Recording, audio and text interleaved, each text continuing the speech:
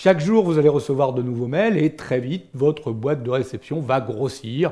Vous allez avoir un nombre de mails incalculable. Vous l'avez compris, il faut être capable de traiter, d'organiser un petit peu ces mails pour pouvoir retrouver rapidement tous les mails que l'on a reçus. C'est ce que l'on va voir à partir de maintenant, l'ensemble des commandes permettant de traiter efficacement votre boîte de réception, vos mails.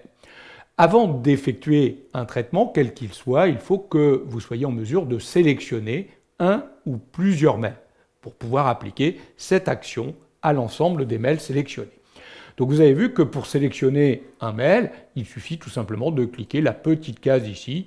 Voilà, on clique la case, on coche pour sélectionner le mail ou pour le désélectionner.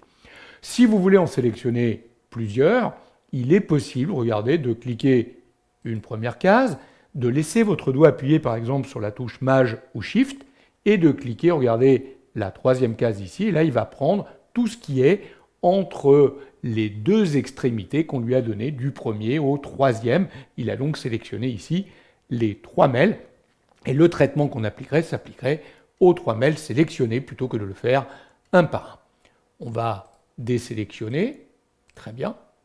On pourrait aussi utiliser le petit bouton ici, regardez, qui sélectionne d'un coup tous les mails, ou uniquement aucun mail, ou uniquement les mails qui ont été lus, ou les mails qui n'ont pas été lus, donc là évidemment il n'y en a pas, etc., suivi ou non suivi.